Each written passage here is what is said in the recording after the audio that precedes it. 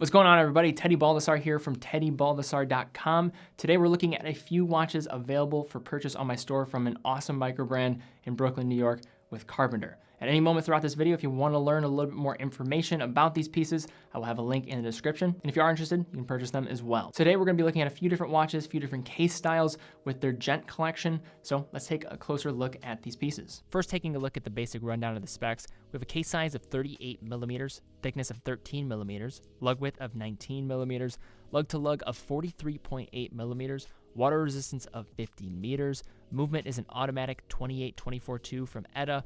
Crystal here, we have acrylic. This one features a screw down crown. Price, we're looking at $795 on the bracelet and $725 on a strap. And also, guys, at checkout, if you put in the promo code Carpenter, you can get any strap with your purchase of this watch up to $50 for free. Now first, a little bit of backstory on Carpenter watches. So Carpenter is a microbrand based in Brooklyn, New York, and offer cleanly designed pieces with a mix of modern and vintage flair.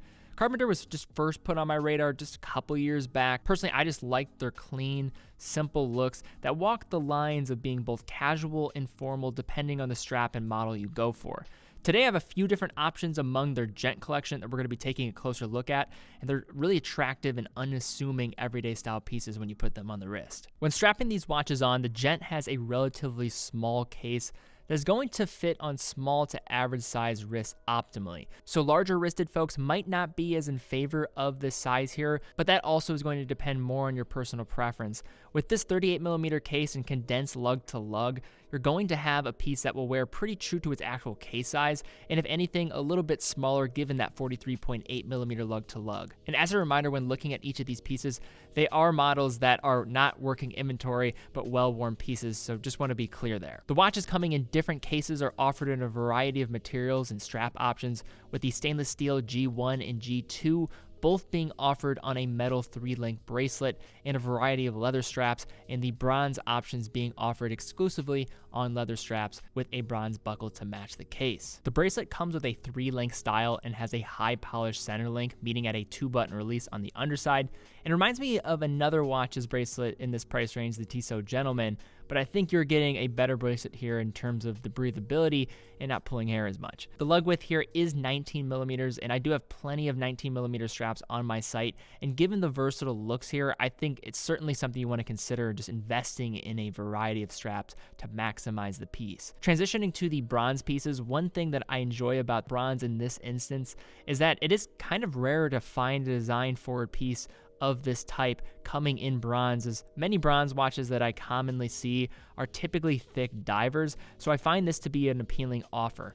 One important note here is that bronze, of course, is a much different material than stainless steel, so it will age differently as a result and patina when interacting with oils of your skin and dealing with the conditions of consistent wear. So just know that it is going to age differently.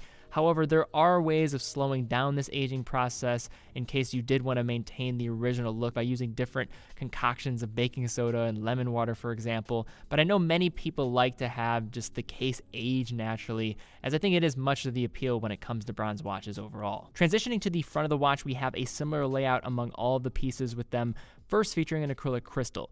Now, this is clearly something that was chosen more for aesthetics more than it was in terms of just durability or trying to cut corners, and I think they really were going for this vintage styling here, but I know there's a lot of detractors to acrylic crystals, but I've kind of become more of an advocate in seeing this side a little bit more. My Junghans Maxwell chronoscope have had no issues over it for 4 years, and say a case like the Omega Speedmaster Moonwatch with its Hezolite crystal, for example, I think looks more superior than the sapphire. So there are those vintage undertones that I think that are trying to be evoked and trying to pull at those heartstrings of mechanical watch lovers out there, but I think you just have to take that into consideration as well here. On the dials of these pieces, we have a similar layout across all the models as mentioned. All of them have a simple layout with applied stick markers along the outside with minute hash marks between, and have the every 5-minute numeral nestled at the farthest point of the dial at each applied marker. At the 12 o'clock, we have the printing of the brand's logo. At the 6, the simple writing of automatic. At the 3, the watch offers a simple date function with the aperture appearing in a circular outline format that tightly encloses the appearing numeral within. At the center, a simple pencil-style handset containing superluminova and a triangular tip second hand. Flipping the Gent over, we have view of the Swiss automatic caliber, the ETA 28242.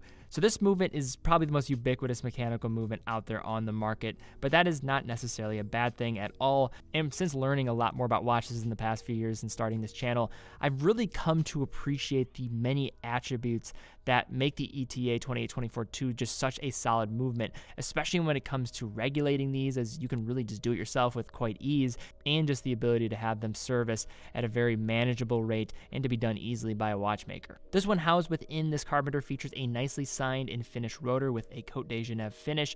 The movement operates at 28,800 vibrations per hour, 4 hertz, features hacking and hand winding when unscrewing the screw down crown, so hacking stopping the seconds when pulling out the crown to set precise time, and this one has a power reserve of 38 hours. And just for some out of the box spec in terms of these ETA movements, looking at plus or minus 12 seconds a day up to plus or minus 30 seconds a day, but these are all being regulated in Brooklyn. So just to unpack here, guys, I think really what attracted me to Carpenter a few years ago is just the clean looks. I like the vintage styling without going too much in that direction, while kind of keeping that modern type of aesthetic that I think is also very much appreciated in today's marketplace. And having a really solid Swiss caliber within, I think these are just really nice looking pieces. It's as simple as that for great everyday wear. So guys, if you did like these watches, have a link in the description. Go check out, learn a little bit more. Also, if you like this video, be sure to give it a thumbs up, subscribe, and hit the bell icon. I'm gonna be releasing more content on this channel, so would love to have you follow me along here. But guys, thank you again so much for watching. Be well, and I will see you all very soon.